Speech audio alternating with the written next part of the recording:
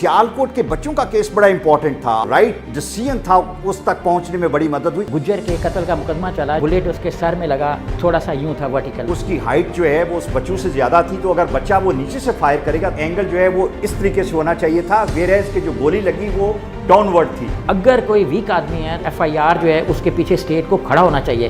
भैंस चोरी हो गई, बकरी चोरी हो गई, लेकिन आपका एक बड़ा मशहूर केस है जहाँ पे कोई मुर्गियाँ चोरी हो गई थी। ये भी सर गुजरात के केस थे, ऐसे केस गुजरात में बहुत होते हैं। 5 मुर्गियों की चोरी का पर्चा 7 अफराद पे हुआ। 3 लोग चोरी कर लें वो तो समझ में है, लेकिन 5 मुर्गियाँ 7 लोग कैसे चोरी कर? अगर मुर्गियाँ इतनी कीमती हैं कि वो 7 आदमियों को जेल करवा सकती हैं, तो फिर मुर्गियों की परचेज की रसीद भी होनी चाहिए। हम हमेशा जिक्र करते हैं कि पाकिस्तान में इंसाफ एक मुश्किल मरहला है, लेकिन जहाँ पे ये बेशुमार मुश्किलात का हमें सामना करना पड़ता है, वहाँ पे कुछ ऐसे अनासर और ऐसे अवामल होते हैं जो इंसाफ के हसूल में मददगार भी साबित होते हैं।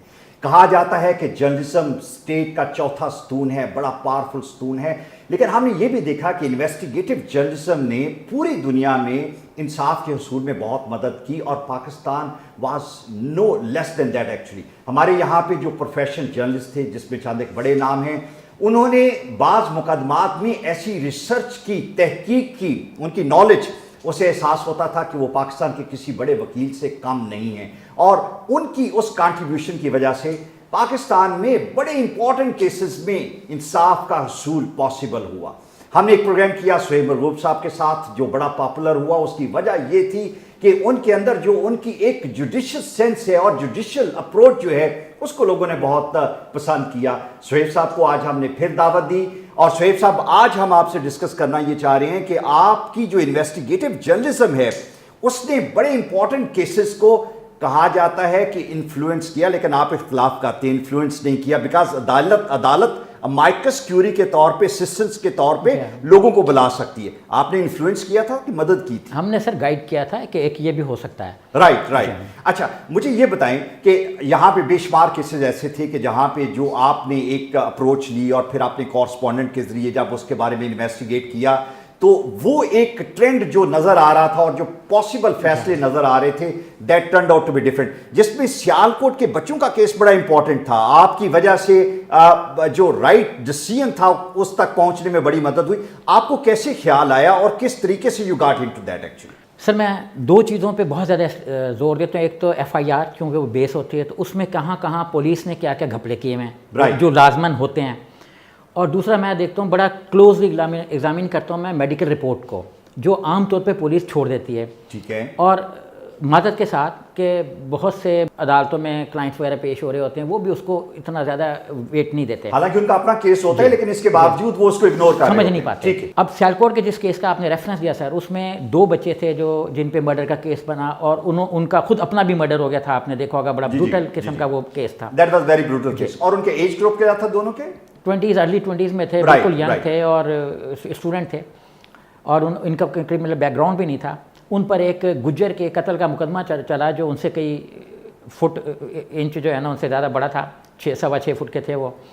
अब मैंने जब मेडिकल रिपोर्ट का एग्जामिनेशन किया तो उसमें लिखा हुआ था जो बुलेट उसके सर में लगा वो थोड़ा सा यूं था वर्टिकल, मतलब बालकनी से आया। गुज्जर साहब थे जिनके सर पे लगा था वो वर्टिकल था जी, वो मतलब इस एंगल से आया। राइट। उसका एंगल जो है वो यूं नहीं था, नीचे से ऊपर से नीचे था। आप ये बता रहे हैं कि चूंकि उसकी हाइट जो है वो उस बच्चे से ज्यादा थी, तो अगर बच्चा वो नीचे से फायर करेगा, तो just to make our audience understand कि उसका एंगल जो है वो इस तरीके से होना चाहिए था, वेयरएज के जो गोली लगी वो डाउनवर्ड थी। तो इसका मतलब ये है कि बच्चा वो गोली नहीं चला सकता, क्योंकि सर बालकनी पे भी बहुत से लोग जमा थे और पुलिस ने इस पहलू को इन्वेस्टिगेट ही नहीं किया। ठीक है। तो जिस रोज वो मेरा राइटअप छपा इस एंगल के साथ कि ये बुलेट कैसे लगी, क्या वो स्टूल पे खड़ा हुआ था, क्या उसने हाथ ऐसे करके किया, और अगर हाथ को वो ऐसे करके चले, ऊपर करके हैंड्स अप करके गोल फायर मारे, तो क्या वो एंगल को रख सकता है सही कि नहीं रख सकता।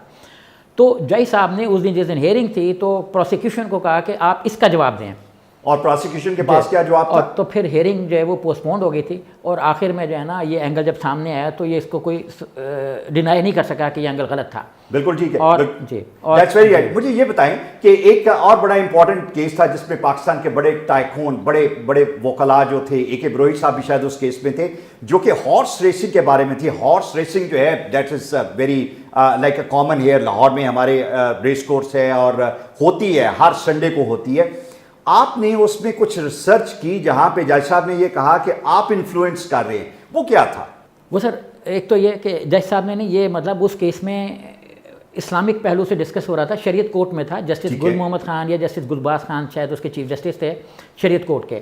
केस ये था कि बरोई साहब ये केस लेके गए थे कि इस्लाम में घुड़दौड़ जो है इस पर शर्तें लगाना जायज़ है, कुछ इस किस्म का केस था। अच्छा अच्छा। वो पहलू यही था, वरना खेलें तो होती हैं, राइट। पहलू उसमें से ये निकालना चाह रहे थे कि अगर इस पर कुछ खेलता है तो जायज़ है।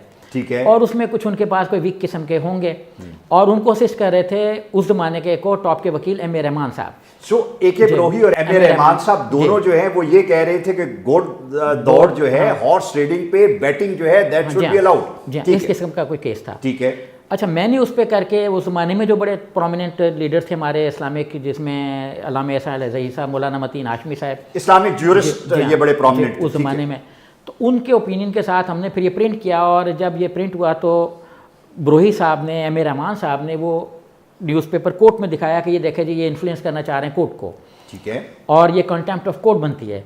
तो उस पर फिर चीफ जस्टिस साहब ने कहा शरीयत कोर्ट के कि ये कंटेम्प्ट ऑफ कोर्ट नहीं बनती, ये तो हमें एक जो मुख्तलिफ हमसे पोशीदा पहलू हैं वो जाहिर करना चाह रहे हैं। और इन्होंने हमें गाइड किए, हम तो एडवाइज़र बनाते हैं, वफाकी शरई अदालत उस ज़माने में अपने एडवाइज़र भी बनाते हैं। माइकस क्यूरी का कॉन्सेप्ट है कि जहाँ पे हमें ज़रूरत पड़े हम बाहर से एक्सपर्ट जो है उनकी ओपिनियन ले सकते हैं। रियाज़ हसन नूरी साहब बड़े परमानेंट उस ज़माने में एडवाइज़र होते थे। वो कसास दियत कमेटी, कसास दियत के बारे में जो केस कोर्ट में गया था शरीयत में, उसमें भी वो उनके एडवाइज़र थे।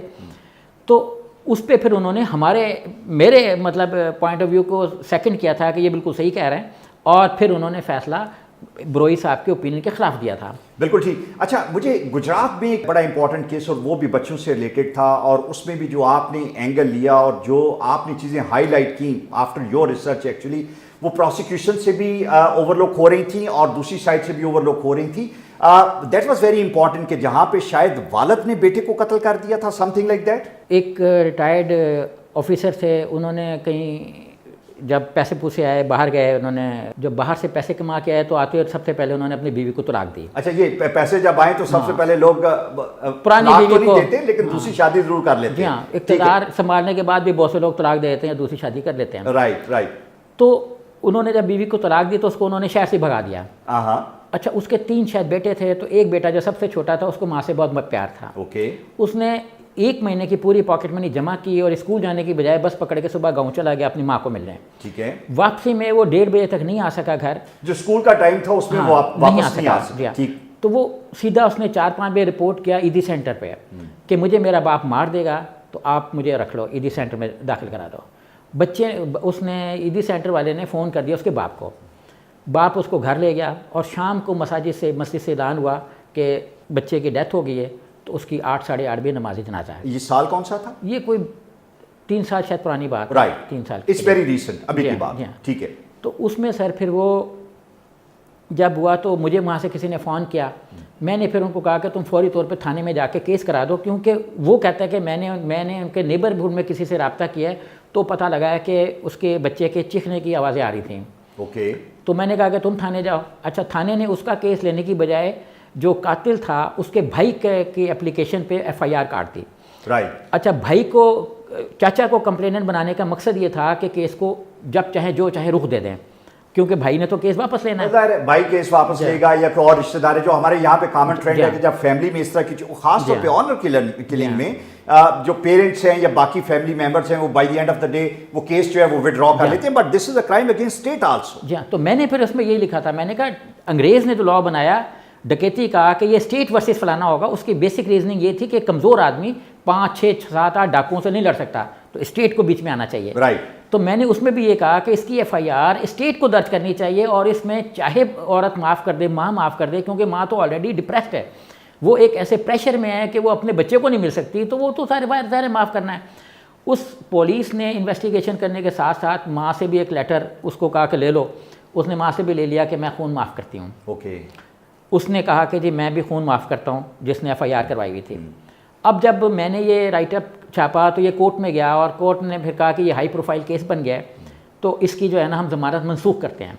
ओके। ज़मानत की दरख्वास्त अदालत में दाखिल हो चुकी थी, पुलिस की तरफ से तमाम थिएटर तैयार था ज़मानत का, सब तैयार थे उसको उसकी रिहाई के लिए काम करने, पुलिस भी ऑन बोर्ड थी। ऑन बोर्ड थी, बल्कि उसी की एडवाइजर का रोल तो पुलिस के था ना, कि उसने बताया कि करना क्या है। रास्ते सारे पुलिस वाले बताते हैं, ऐसे रास्ते सारे वो बताते हैं। तो वो फिर जब केस हुआ तो काफ़ी वो उसको फिर जो फौरी तौर पे होना था, ज़ाहिर है होना तो वही होता है जो आखिर में कानून कहता है, क्योंकि कानून अपना रास्ता ले रहा होता है, एक बेबस औरत जो है वो इंसाफ नहीं ले सकती है। तो मैंने फिर उसमें ये चीज़ एस्टेब्लिश करने की कोशिश की कि अगर कोई वीक आदमी है तो वीक आदमी के FIR जो है उसके पीछे स्टेट को खड़ा होना चाहिए।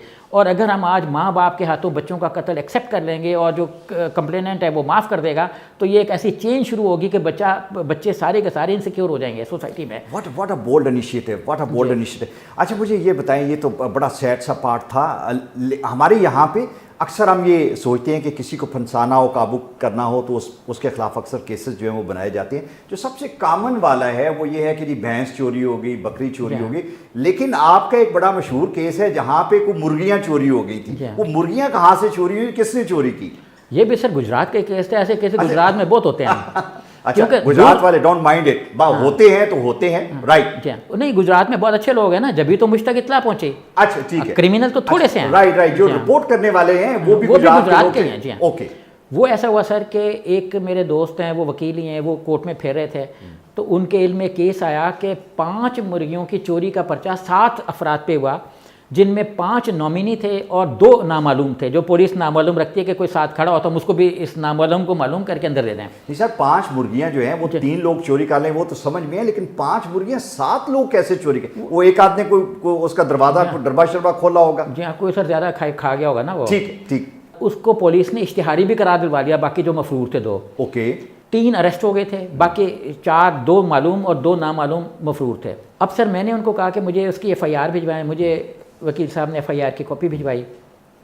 मैंने FIR का जब एनालिसिस किया तो मैंने कहा कि देखें, अगर मुर्गियाँ इतनी कीमती हैं कि वो 7 आदमियों को जेल करवा सकती हैं, तो फिर मुर्गियों की परचेज की रसीद भी होनी चाहिए। हाँ बिल्कुल ठीक है। और फिर मैंने जो राइटअप बनाया उसमें मैंने ये कहा कि अगर मुर्गियाँ इतनी कीमती हैं तो उनकी रसीद शो करें, और वो ये बताएं कि मुर्गियों की जो नेचुरल एनिमी है वो तो बिल्ली है, तो वो ये साबित करें कि इसको बिल्ली ने नहीं खाया। बिल्कुल। अब उसमें सर एक और बीच में हुआ कि पुलिस को पता था कि मुर्गियों के केसों में कहीं जमानत ना हो जाए, तो एक आदमी जो हवालात में था, गिरफ्तार था, पुलिस की कस्टडी में था, दूसरे दिन उसके एक रोजनामचे में दर्ज किया गया कि इसकी जेब से चर्स निकली। ओके। अब मैंने सर उस पर यह बनाया कि अगर चर्स इसकी जेब से दूसरे दिन निकली तो चर्स का DNA कराया जाए कि ये कितनी पुरानी है, कहाँ से आई। ठीक है, क्योंकि इसी से पता लगेगा कि अगर तो बंदे के पास से निकली तो फ्रेश होगी, अगर पुलिस के माल खाने से निकली है तो फिर वो पुरानी होगी। बिल्कुल सही। और मैंने सर फिर उसमें ये प्ली ली कि अदालत वो तमाम चर्सें जो है ना उनका हिसाब किताब मांगे, तलब फरमाए, जो अब तक वो मुख्तलिफ लोगों पर डाल के बरामद कर चुके हैं, क्योंकि चर्स की पुड़िया एक ही होगी। बिल्कुल सही। जो कभी मेरी जेब में डाली गई, कभी किसी और की जेब में डाली गई, कभी किसी और की जेब में डाली गई, और एक पुड़िया फेरी होगी। राइट। तो मैंने फिर सर उसमें कोई 15, 20, 30 पॉइंट्स ऐसे रेस किए कि ये जो क्रिमिनल एक्टिविटीज़ पुलिस अपनी तफ्तीश में करती है वो बंद करे, क्योंकि उसमें उसने तफ्तीश सरासर इसलिए गलत की कि ये एक तो अगले दिन, क्योंकि जेल में अगले दिन कहाँ से उसके पुड़ी निकलनी है, पहले दिन तो एक एक चीज़ चेक करके वो थाने में रखते हैं। गिरफ्तारी के बाद ये हिसाब किताब, अगर किसी ने घड़ी पहनी हुई तो बाद में घड़ी भी गायब हो जाती है, तो अगर पुड़ी जेब में होगी तो वो भी गायब हो जानी चाहिए थी। तो इस राइट अप का इतना इम्पैक्ट हुआ कि अगले दिन ही जो है ना, वो मैं अप्रिशिएट करूँगा बहरहाल लीगल कम्युनिटी को कि सारे वकील जो है ना, बार काउंसिल्स के प्रेसिडेंट, जनरल सेक्रेटरी, उनकी मजलिस आमला के रुकन, उन्होंने कहा कि ये केस हम फ्री ऑफ कॉस्ट लड़ेंगे, हमें पता है कि ये एक बड़ा इंसानी हुकूक का बहुत बड़ा इशू है। और उसी दिन फिर PTI के लोग भी इन पेशाइयों के घर गए जिनका कोई वाली वारिस नहीं था, कोई उनका रोज़गार नहीं था, बेरोज़गारी ने उनको नशे बना दिया था। बिल्कुल सही। तो फिर अपना जमात इस्लामी के लोग गए उनके घर, और अगले दिन वो सारे जो मफरूर थे वो बरामद हो गए। सो आपने इन तमाम पॉलिटिकल पार्टीज को प्लेटफॉर्म पे भी इकट्ठा कर दिया। सो साहब, thank you very much, very interesting discussion. नाज़रीन, जहाँ पे हम मुख्तलिफ सॉल्यूशंस और हल सोचते हैं, ये बड़ा इंपॉर्टेंट है कि जहाँ कहीं भी हम देखते हैं कि इंसाफ के रास्ते में रुकावट है, वहाँ पे हम पुलिस का रोल देखते हैं कि पुलिस की पूरी इन्वेस्टिगेशन और जिस तरीके से वो चीज़ों को मैनिपुलेट करती हैं और लोगों को ये रास्ते बताते हैं, बहुत मुश्किल होती है। लेकिन एक इंपॉर्टेंट चीज़ जो आज हमने आइडेंटिफाई की वो ये है कि being a civil society responsible people, जहाँ कहीं भी हैं हम, जर्नलिज्म में है या किसी और जगह पे हैं, if we have those guts and abilities to highlight these problems, और अगर हम कोशिश करें इनको हाईलाइट करें और कोर्ट्स को अगर किसी स्टेज पे जाके हम असिस्ट करें, तो डेफिनेटली हम इस प्रोसेस को ना सिर्फ एक्सपीडिशियस कर सकते हैं, जस्टिस का रास्ता हमवार कर सकते हैं, डेफिनेटली हम इंसानियत की भी मदद कर सकते हैं। It was a very informative but a learning session for us. Thank you very much.